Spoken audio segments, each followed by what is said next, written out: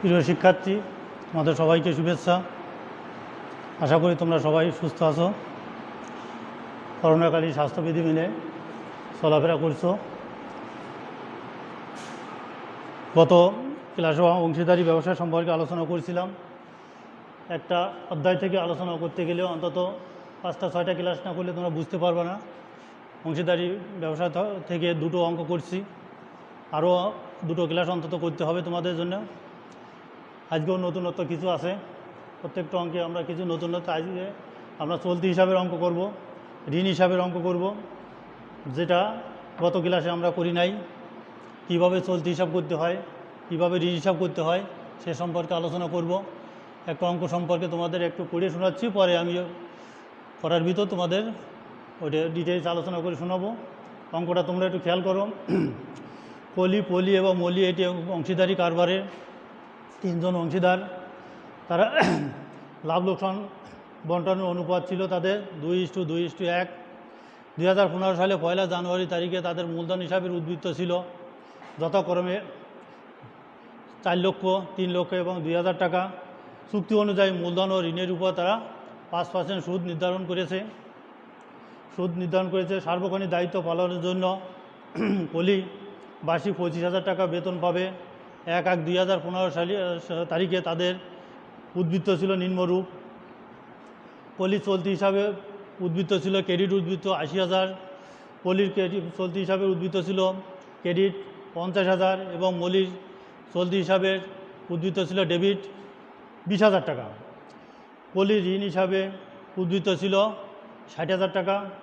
উক্ত বছরের সম্ভাব্য মুনাফার আশায় অংশীদারগণ উত্তোলনের পরিমাণ ছিল পলি 1 লক্ষ টাকা, পলি 80,000 টাকা এবং মলি 50,000 টাকা। উপরোক্ত সমন্বয় সাধনের পূর্বে 31/12/2015 তারিখে ব্যবসায় মুনাফার পরিমাণ দাঁড়ায় 1,80,000 টাকা। এবার করণীয়গুলো আমি একটু লিখে দিচ্ছি। করণীয় আছে 3টে। প্রথম হচ্ছে পলি ঋণ হিসাব। পলি ঋণ একজনে নিয়েছে, পলি ঋণ হিসাব, লাভ লোকসান আবন্টন হিসাব এবং অংশীদার 2জন আছে, 3জন আছে, 3জনের চলতি হিসাব করতে বলে নাই। পলি এবং মলির চলতি হিসাব করতে হবে। তুমি নিচে পেলিয়ে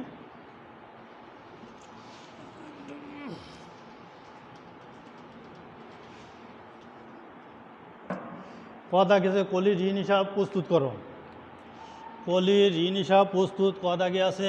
পলির ঋণ হিসাব প্রস্তুত। পলির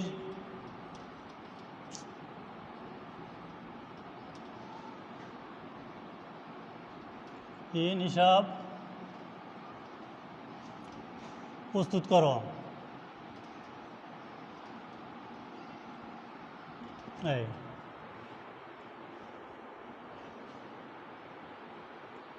ঋণ হিসাব মানে খতিয়ানের একটা আমার নির্দিষ্ট ছক আছে, আমি ছক করে নিই।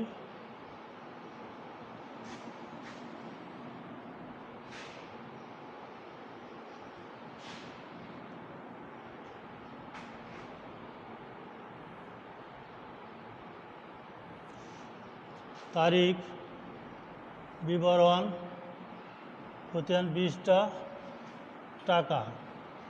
তারিখ, বিবরণ, খতিয়ান 20টা টাকা।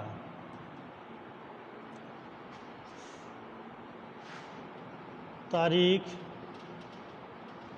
বিবরণ,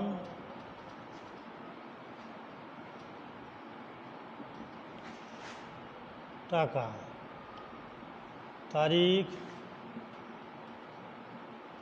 বিবরণ,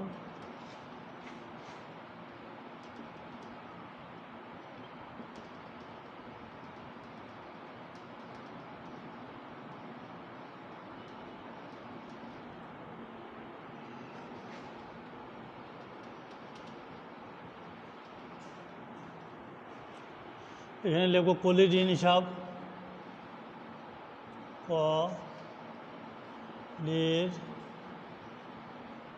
ঋণ হিসাব।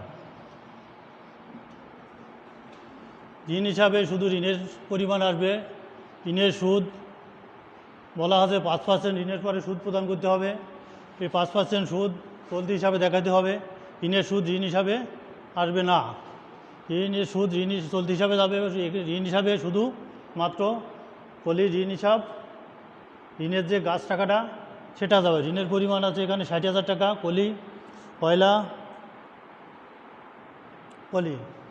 পয়লা জানুয়ারি তারিখে ঋণের উদ্বৃত্ত ছিল তার 60,000 টাকা।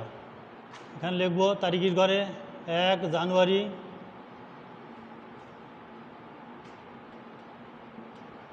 2015। এটা ব্যালেন্স হিসেবে আসবে, ব্যালেন্স BD 60,000 টাকা। ঋণ হিসাবে ঋণ ছাড়া আর কিছু আসবে না, ঋণের সুদ এখানে আসবে না। ঋণের সুদটা চলতি হিসাবে দেখাবো। এখানে ব্যালেন্স দেখাইতে হবে, যোগ করলাম 60,000, উপরে কিছু নাই, বিয়োগ করলে হবে 60,000। 31 ডিসেম্বর 2015, ব্যালেন্স CD 1 জানুয়ারি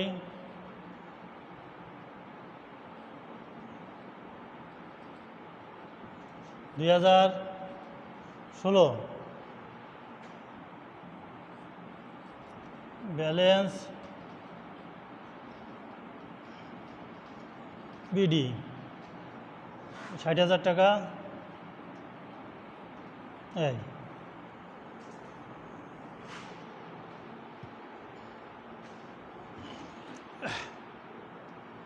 ঋণ হিসাব এখানে শেষ। শুধু ঋণটা যারা ব্যালেন্স, ঋণের পয়লা জানুয়ারি তারিখে এদের উদ্বৃত্ত ছিল 60,000 টাকা, এই জন্য ব্যালেন্স লিখছি। যদি পয়লা জানুয়ারি তারিখে 2015 তারিখে যদি ঋণটে এই বছরে পলি কারবারে প্রদান করতো, তখন আমি এখানে লিখতাম নগদান হিসাব লিখতাম। কিন্তু যেহেতু ঋণে অতীতে হয়তো 2-3 বছর আগে হয়তো এনেছে, কারণ ব্যালেন্স হিসাবে দেখাইছে 2015 সালে পয়লা জানুয়ারি তারিখে ব্যালেন্স ছিল 60,000, এই জন্য ব্যালেন্স বিডি লিখব। যদি বলতো যে পয়লা জানুয়ারি তারিখে পলি কারবার পরিচালনার জন্য 60,000 টাকা ঋণ হিসাবে প্রদান করে, তবে সেক্ষেত্রে এখানে ব্যালেন্সের জায়গায় লিখতাম নগদান হিসাব। তখন জাবেদা হতো নগদান হিসাব ডেবিট, পলি ঋণ হিসাব ক্রেডিট। এই জন্য ঋণ হিসাবে ক্রেডিট ব্যালেন্স আমার 60,000 টাকা।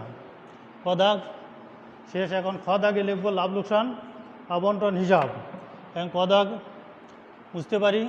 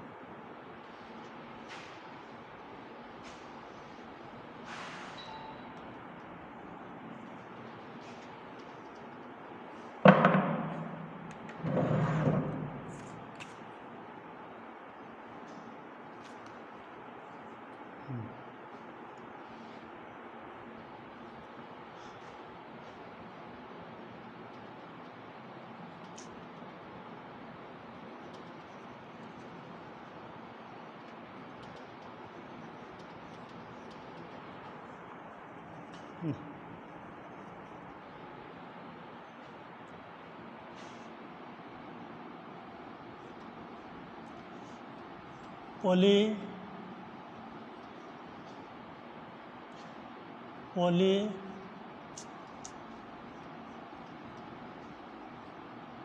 ও মলির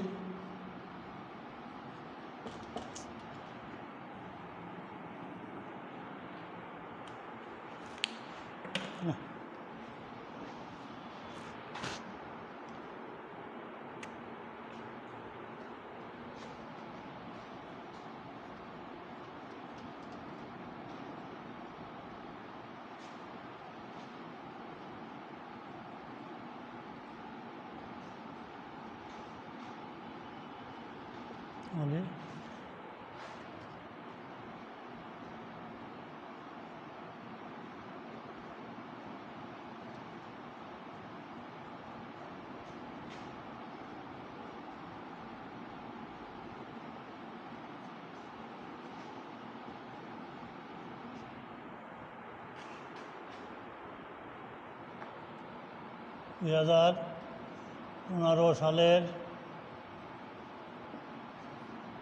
31 ডিসেম্বর তারিখে সমস্ত বছরের জন্য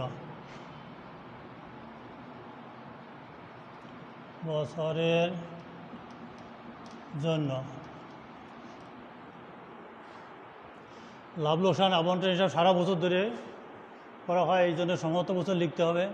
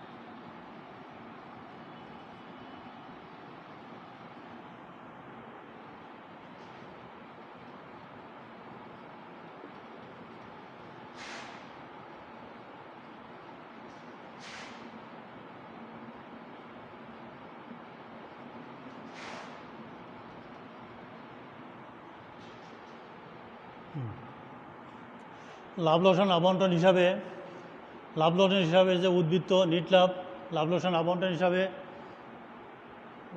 এখানে ক্রেডিট ব্যালেন্স এখানে ক্রেডিট দিকে দেখাতে হবে, কারণ লাভ লোকসান হিসাবের উদ্বৃত্ত আছে 1,80,000 টাকা। এটা লাভ লোকসান আবন্টন হিসাবে আমরা ক্রেডিট দিকে দিব। লাভ লোকসান হিসাব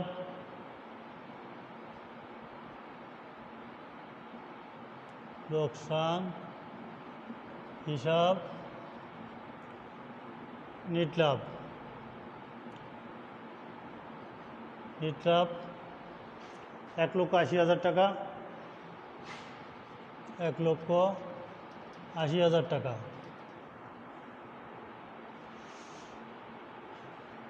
সমন্বয় করা হয়নি যে এন্ট্রিগুলো, সেগুলো লাভ লোকসান আবন্টন হিসাবে আমরা ক্রেডিট দিব। এখানে ঋণের সুদ, বেতন এবং মূলধনের সুদ, এই তিনটে জিনিস সমন্বয় করা হয় নাই। এই তিনটে জিনিস আমরা ডেবিট দিকে দেখাবো, কারণ ঋণের সুদ কারবারের ব্যয়, মূলধন সুদ কারবারের ব্যয়, বেতন যদি কোনো অংশীদার কারবার থেকে বার্ষিক কোনো বেতন পেয়ে থাকে তবে সেটাও বেতন কারবারের খরচ, সেই খরচটা আমরা ডেবিট পাশে দেখাবো। প্রথমে অংশীদারদের মূলধনের সুদ, এই সুদ যে অংশীদারদের পার্সোনাল অ্যাকাউন্টে মূলধন হিসাবে দেখাতে হবে, এই জন্য উপরে লিখবো অংশীদারদের, এটা মূলধন হিসাব না, এটা আমরা করব চলতি হিসাব, এই জন্য লিখবো উপরে অংশীদারদের চলতি হিসাব। অংশীদারদের চলতি হিসাব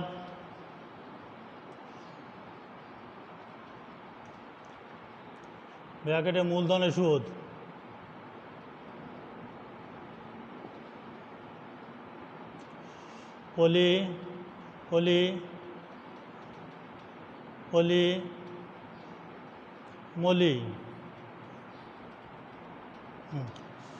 পলি মূলধন এনেছিল 4 লক্ষ টাকা, 4 লক্ষ টাকার 5%, 4 × 5 = 20, 20,000 টাকা। পলি এনেছিল 3 লাখ, 3 লাখের 15,000। মলি এনেছিল 2 লক্ষ, 2 লক্ষ 5% 10,000। তিনটে যোগ করো 20 আর 10 30 আর 15 40 45,000, 45,000 টাকা। এবার মূলধনের সুদ। পলি বছরে 25,000 টাকার বেতন পাবে, তাহলে পলি হিসাবে পলি চলতি হিসাব, পলির চলতি হিসাব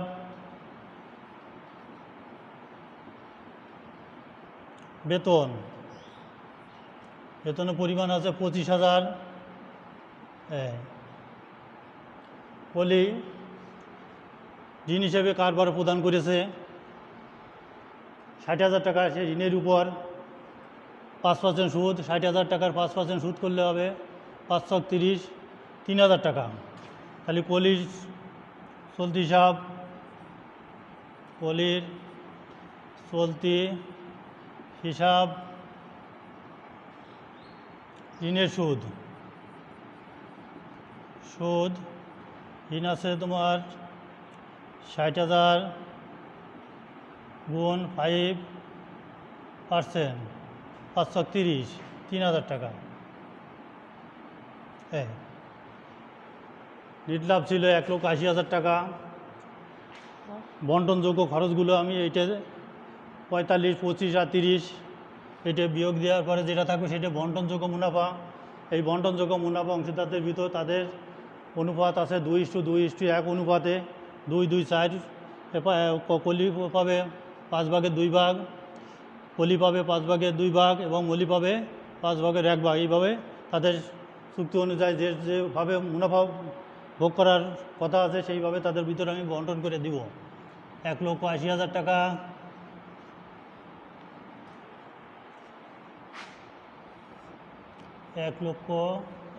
টাকা। এটা থেকে খরচগুলো বাদ দেব। বাদ দেওয়ার পরে থাকবে আমার 0, 0, 0, 3, 5, 8, 5, 13, 7, আর থাকলো 2, 2, 4, 4, 8, 8 মিলে গেল 0, 1,07,000 টাকা। বন্টনযোগ্য লাভ হয়েছে 1,07,000 টাকা। এই 1,07,000 টাকা অংশীদারের ভিতর আমি তাদের মুনাফা বন্টনের চুক্তি আছে, চুক্তি অনুযায়ী বন্টন করে দিব। অংশীদারদের চলতি হিসাব,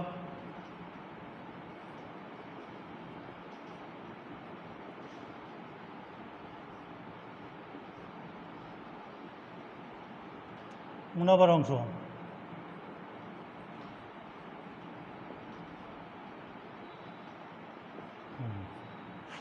পলি, মলি,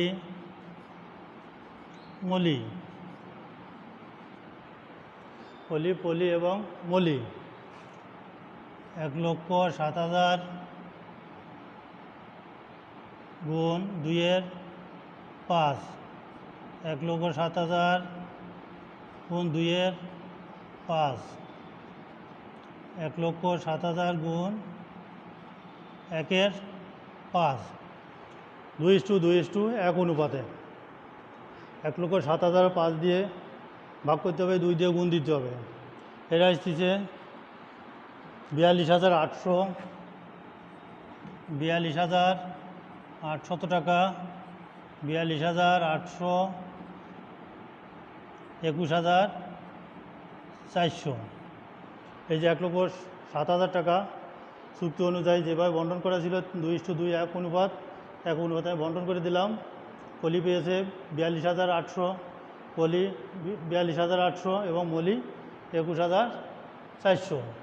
লাভ লোকসান আবন্টন হিসাব মোটামুটি এখানে শেষ। এবার গদাগে আছে আমার প্রশ্নে কি আছে, কলি এবং মলি চলতি হিসাব। এবং অংশীদার আছে 3 জন, পলি এবং মলি। কিন্তু চলতি হিসাব করতে বলেছে পলি এবং মলি। আমি এই 2 জনের চলতি হিসাব করব। যদি 3 জনের অংশীদারদের সবার বলতো তাহলে সবারই করতাম, কিন্তু 2 জনের বলেছে পলি এবং মলি চলতি হিসাব। পরে চলতি হিসাবে দেখাবো। এই চলতি হিসাবটা তোমাদের নতুন, আগে যে 2টো ক্লাস করেছি সেখানে চলতি হিসাব ছিল না। এইটাকে বলা হয় মূলধন স্থিতিশীল পদ্ধতি। আগে যে অঙ্কটা করেছি সেগুলো যেটা করেছি এটা পরিবর্তনশীল পদ্ধতি। সেখানে মূলধন যা থাকে তার সাথে অন্যান্য সমন্বয়গুলো, মূলধনের সুদ, ঋণের সুদ, বেতন, উত্তোলন সব কিছু সমন্বয় করে মূলধন হিসাবে দেখা হয়। কিন্তু এটা হলো স্থিতিশীল পদ্ধতি। এখানে মূলধনের যদি শুধু মূলধন নিয়ে আলাদা একটা হিসাব করতে হবে এবং যাবতীয় সমন্বয়গুলো এই চলতি হিসাবের মাধ্যমে তোমাদের দেখাতে হবে। এটা নতুন অঙ্ক, চলতি হিসাবে ইতিপূর্বে তোমাদের করাই নাই, এখানে আজকে চলতি হিসাবে দেখাবো।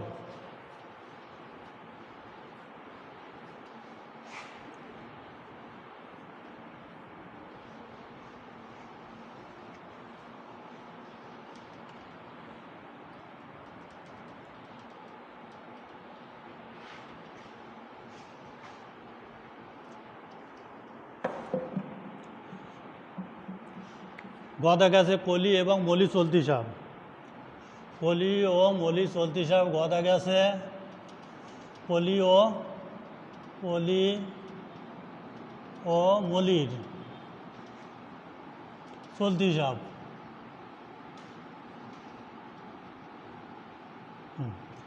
এখানে পলি এবং মলি চলতি হিসাব করব। এখানে পলির কথা বলা নাই, সুতরাং প্রশ্ন না থাকায় পলির অঙ্ক আমি চলতি হিসাব করব না।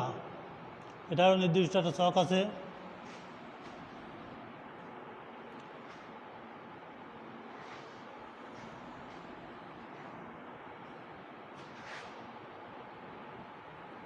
তারিখ, বিবরণ,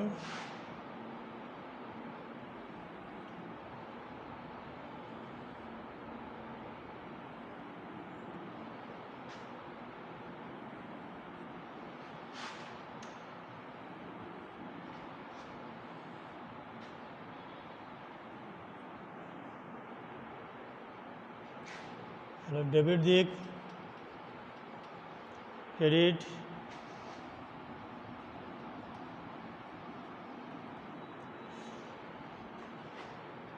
তারিখ, বিবরণ,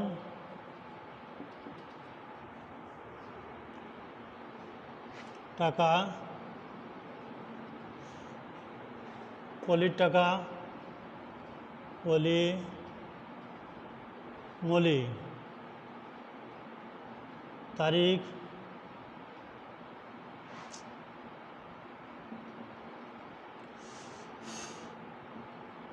বিবরণ, টাকা, পলি, মলি।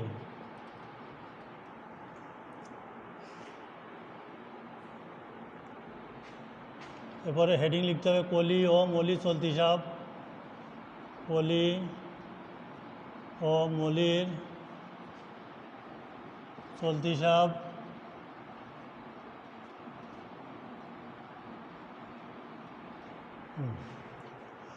প্রশ্ন আছে, তাতে চলতি হিসাবে ক্রেডিট উদ্বৃত্ত আছে। পলির চলতি হিসাবে ক্রেডিট উদ্বৃত্ত, ক্রেডিট উদ্বৃত্ত 80,000 টাকা ক্রেডিট, এবং মলির চলতি হিসাবে ডেবিট উদ্বৃত্ত আছে 20,000 টাকা। তা মলিরটা ডেবিট দিকে বসবে, পলিরটা ক্রেডিট দিকে বসবে। 1 জানুয়ারি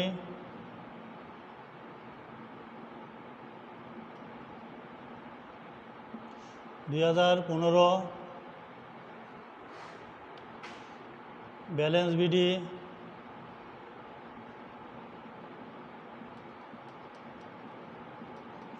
পলি ছিল 80,000 টাকা,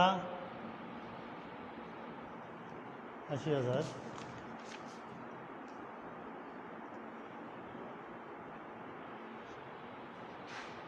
1 জানুয়ারি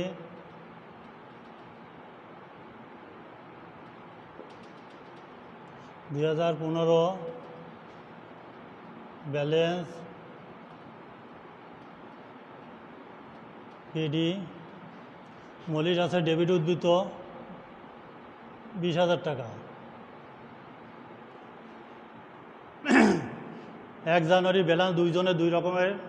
পলি ছিল ক্রেডিট ব্যালেন্স 80,000 টাকা এবং মলির ডেবিট উদ্বৃত্ত 20,000 টাকা।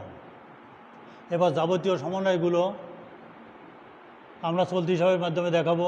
এখানে মূলধনের সুদ আছে, পলির বেতন আছে, পলির ঋণের সুদ আছে, উত্তোলন আছে। উত্তোলন হিসাবে আমরা ডেবিট দিকে দেখাবো, একা করে আমি দেখাই, বাম পাশে দেখাইনি। উত্তোলন হিসাব 31 ডিসেম্বর 2015। উত্তোলন হিসাব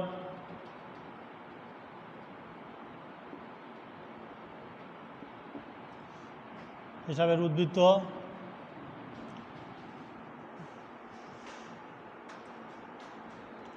পলি ছিল উত্তোলন হিসাব 1 লক্ষ টাকা এবং মলির উত্তোলন 50,000 টাকা। 1 লক্ষ টাকা উত্তোলন করেছে, হয়েছে 50,000 টাকা।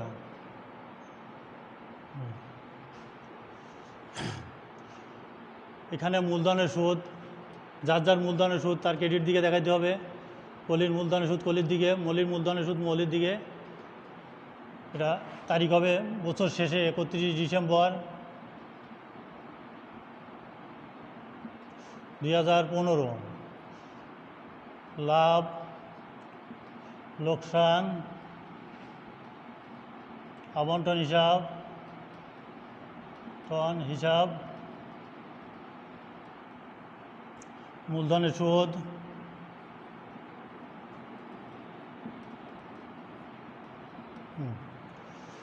কলির মূলধন ছিল 4,04,20,20,000 টাকা মূলধনের পরে সুদ। মলির মূলধন ছিল 2,10,000 টাকা ধনের সুদ। বেতন আছে, কলি বেতন পাবে একই তারিখে।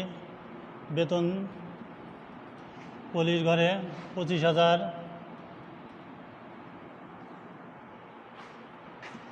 মুনাফার অংশ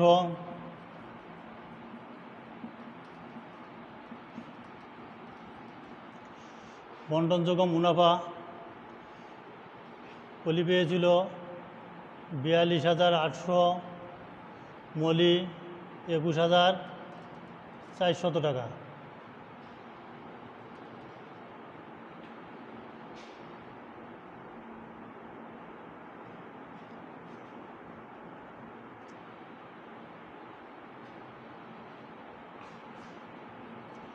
ঋণের সুদ,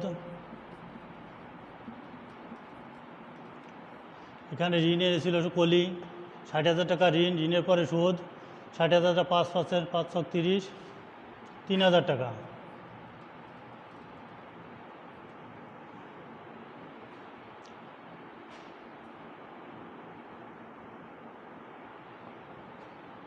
এবার যোগ করব। কলির ক্রেডিট বড়, ক্রেডিট ব্যালেন্স হবে।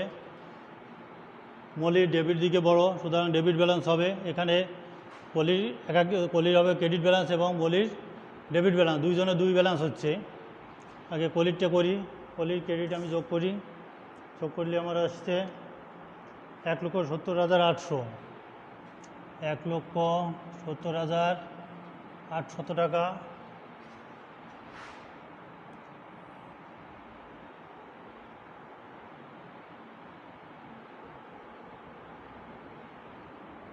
এক লক্ষ 70,800।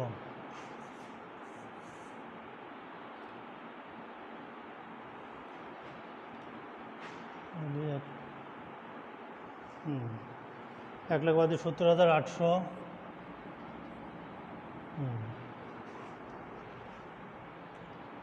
31 ডিসেম্বর 2015। Balance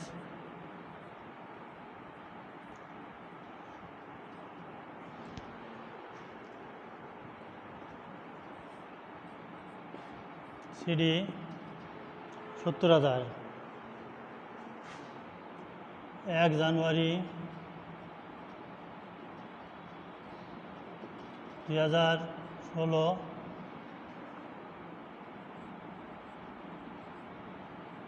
balance BD 70,000।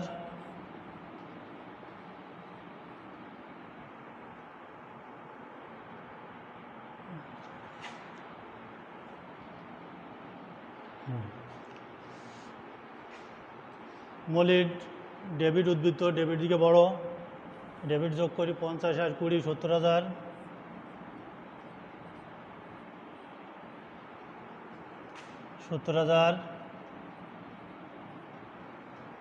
এতে এবার 10,000, 21,400, 31,400।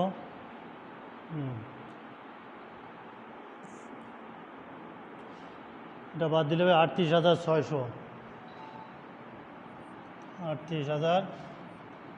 0 0 6 আছে 10 শূন্য 1 9 1 10 0 3 2 5 6 1 7। 31 ডিসেম্বর 2015 ব্যালেন্স সি ডি 38,600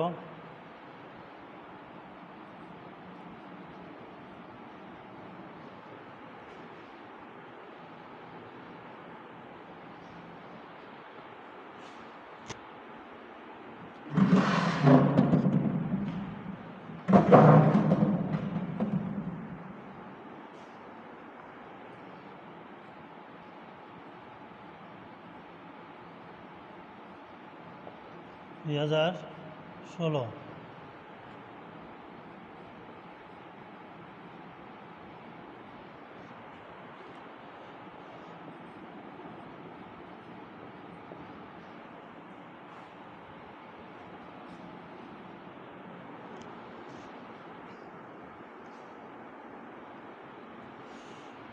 মোটামুটি অঙ্ক শেষ। প্রথম থেকে অঙ্কটা একটু আলোচনা করে আসি। প্রথমে করেছিলাম ঋণ হিসাব পলি। 1 জানুয়ারি দাঁড়িয়ে ঋণ হিসাবের উদ্বৃত্ত ছিল 60,000 টাকা। ঋণ হিসাবে শুধু ঋণ হিসাবে এসেছিল, ঋণের সুদটা চলতি হিসাবে আসবে। খ দাগে ছিল অংশীদারদের লাভ লোকসান আবন্টন হিসাব এবং গ দাগে ছিল অংশীদারদের চলতি হিসাব। অংশীদার 3জন অংশীদার আছে, এখানে 2 জনের চলতি হিসাব করতে বলছে, পলি এবং মলি। পলি চলতি হিসাবে ক্রেডিট উদ্বৃত্ত ছিল 80,000 টাকা এবং মলি চলতি হিসাবে ডেবিট উদ্বৃত্ত, এই জন্য ডেবিট দিকে দেখানো হয়েছে, এবং পলি চলতি হিসাবে ক্রেডিট উদ্বৃত্ত, সেই জন্য ক্রেডিট দিকে দেখানো হয়েছে।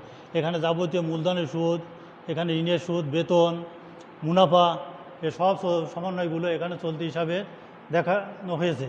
কিন্তু ইতিপূর্বে আমরা তোমাদের যে পরিবর্তনশীল পদ্ধতিতে মূলধন হিসাব করেছিলাম, এখানে উপরে ছিল মূলধন আর যাবতীয় সমন্বয়গুলো ছিল।